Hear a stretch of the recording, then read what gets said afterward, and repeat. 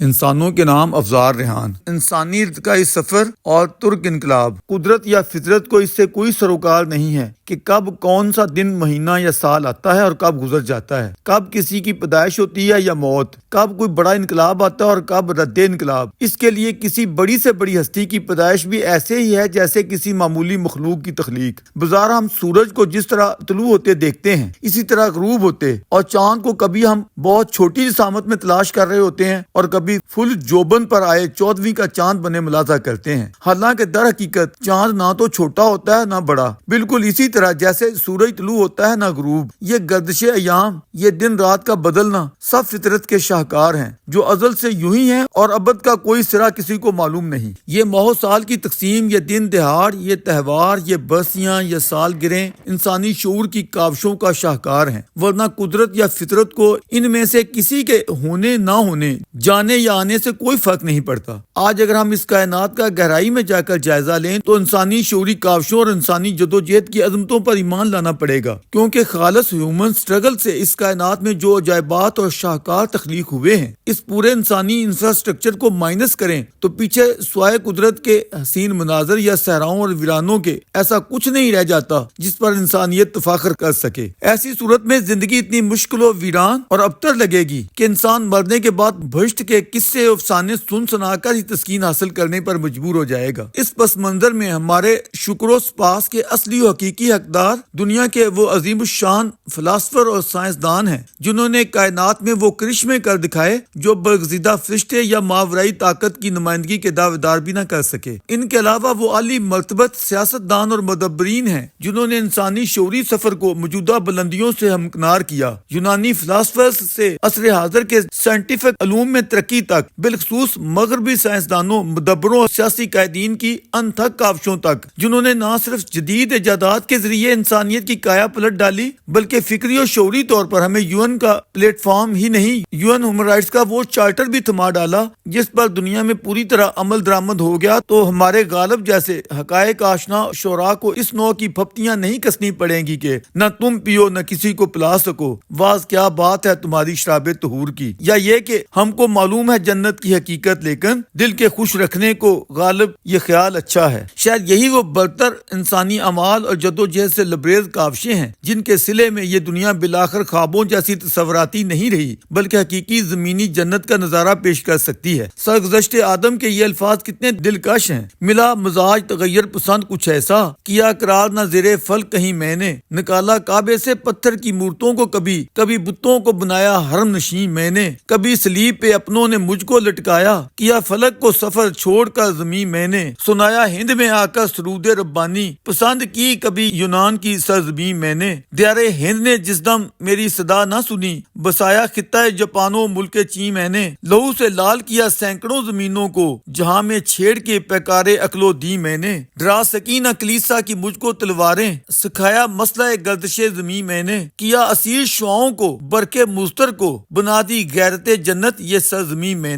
نے سے مراد انسانی عظمت ہے۔ قصہ مختصر، فرضی جنت کے بالمقابل عرضی جنت کا یہ وجود عظمت شعور انسانی کا شاہکار ہے۔ درویش کے بس میں نہیں کہ عظمتوں کے ان میناروں کی داستان جہد کا بیان فردن کر سکے یا اجمالن بھی ان پر تیرانہ نظر ڈالتے ہوئے سب کچھ منصفانہ پیش کر سکے۔ اگر فطرت نے ارکریزی کا چانس دیا تو اس پر پوری ایک کتاب پیش کرنے کی آرزو ہے۔ یوں تو ہر گزرتا بس ہمیں بہت کچھ سکھلا کر جاتا ہے، لیکن درویش کی زندگی میں 1979 کا سال سیکھنے کے لیے بہت کچھ دے کر گیا۔ ایسے مد و جزر اس بحث اٹھے جن کے سامنے ہمارے بحر ہند کے جوار بھاٹا کی اہمیت بھی مان دکھائی دیتی ہے۔ اگرچہ ہمارے اس خطہ ہند کی چیر پھاڑ یا بربادی میں 1947 کی تباہ کاریوں کا کوئی تقابل نہیں، پون صدی گزرنے کے باوجود اس کی چنگاریاں ہنوز ہماری نئی نسلوں کا پیچھا نہیں چھوڑ رہی اور نہ ہی آئندہ شاید کئی صدیوں تک پیچھا چھوڑیں گی۔ لیکن شخصی و ذاتی طور پر ایک کلچرل مسلم کی حیثیت سے جس انقلاب یا کایا پلٹ نے سب سے زیادہ متاثر کیا وہ دنیا کے عظیم المرتبت انسان کمال اتا ترک کا 1924 میں بپا ہونے والا ولولہ انگیز انقلاب تھا، جس نے ہمیشہ کے لیے دنیا اسلام سے شخصی آمریت پر مبنی ہمہ گیر نظام خلافت کی جڑ کاٹ کر اس کا رخ جمہوریت اور منتخب پارلیمان کی طرف موڑ دیا اور سادہ لو مسلم اقوام کو یہ ابدی پیغام دیا کہ تمہاری حقیقی قومیت کوئی فرسودہ تصوراتی اور روحانی قومیت نہیں بلکہ دیگر مہذب اقوام کی طرح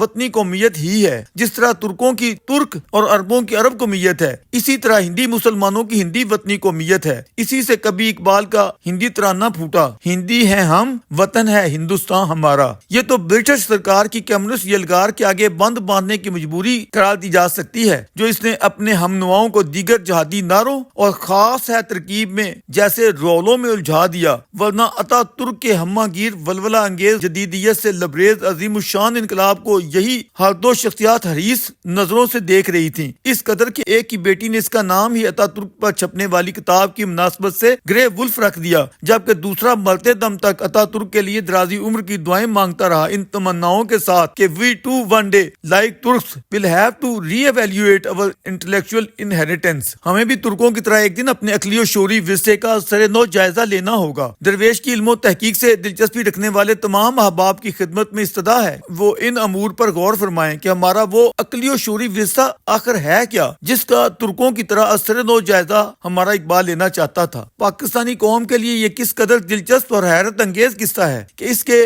ہر دو لیڈران و معماران اپنے ذاتی مفاد یا قومی مفاد کی خاطر مذہب کا جتنا بھی سیاسی و سماجی استعمال کرتے رہے، جس سے بجا طور پر انہیں اپنا سیاسی و سماجی قد کاٹ اونچا کرنے میں معاونت نصیب ہوئی، لیکن اس کے ساتھ ساتھ ان کے اندر سے ضمیر کی آوازوں نے انہیں عطا ترک کی فکری عظمت اور عظیم ترک انقلاب کی برکات سے انکاری نہیں ہونے دیا، جبکہ پریکٹیکلی ان کا زاویہ نگاہ اس کے الٹ رہا۔ جب یہاں پورے خطہ ہند میں تحریک خلافت زوروں پر تھی، بڑے بڑے سکہ بند لیڈران احیاء خلافت کے لیے تڑپ رہے تھے، علی برادران خلافت کے غم میں دبلے ہوئے جا رہے تھے، بولی اماں محمد علی کی جان بیٹا خلافت پہ دے دو۔ اس دینی طوفان اور مذہبی جنونیت میں ان ہر دو شخصیات کے کردار کو ذرا باریک بینی سے ٹٹول کر دیکھو، کہیں ایک دن کے لیے بھی اس گلے سڑے بوسیدہ نظام کے لیے ہمدردی کا ایک بول نہیں ملے گا، بلکہ اس کی تحقیر اور مخالفت میں بہت کچھ سامنے آ جائے گا۔ حکیم الامت کی تو عام ترین کتاب جسے ان کے فرزند نے ہمیشہ اقبال کی اصل فکر قرار دیا ہے، reconstruction of religious thought in Islam, کی بنیاد ہی عطا ترک اور ترکوں کی جدید کایا پلٹ قرار دی ہے، جسے وہ دیگر تمام مسلم اقوام کے لیے بطور رول ماڈل پیش کرتے ہیں۔ اگر آج یہ دونوں افراد زندہ ہوتے تو 1924 میں برپا ہونے والے عطا ترک کے اس آئیڈیل انقلاب کی یادیں تازہ کرتے ہوئے اس کی درخشاں روشنی اپنی اقوام میں پھیلانے کی خاطر 2024 کے سال کو عطا ترک کے سال کی حیثیت سے قومی سطح پر منایا گیا ہوتا۔ کسی بھی مسلم سماج کا یہ واحد انقلاب ہے جو پوری صدی گزرنے کے بعد بھی اپنی بنیادوں پر قائم و دائم ہے، اگرچہ خود ترکوں کے قدامت پرست ترجمان نے عطا ترک کے انقلاب کی بنیادیں کھودنے اور اسے ڈھانے یا گرا دینے کی کوششوں میں کوئی کسر اٹھائے نہیں رکھی۔ جتنے سنگین حملے ہو سکتے تھے وہ اس عظیم لیڈر اور اس کے انقلاب پر گزشتہ ربع صدی سے جاری و ساری ہیں، اور نوبت یہاں تک آ پہنچی ہے کہ اس لبرل سیکولر ڈیموکریٹک انقلاب کو ڈھانے کی خواہش رکھنے والے اپنی قوم کے تمام فہمیدہ و تعلیم یافتہ طبقات کی حمایت سے ہاتھ دھوتے ہوئے بشمول استنبول اور انقرہ تمام بڑے تہذیبی مراکز سے فارغ ہو چکے ہیں۔ صاف دکھائی دے رہا ہے کہ آنے والے ماہ سال میں عطا ترک اور ترکوں کا ماڈریٹ ریولوشن نئی آب و تاب کے ساتھ ایک مرتبہ پھر نئی تابانیوں کے ساتھ ابھرے گا، اور بلاخر اقبال کی خواہش کے مطابق دیگر مسلم اقوام کے لیے ان کے اپنے اپنے خطوں میں رول ماڈل ثابت ہوگا۔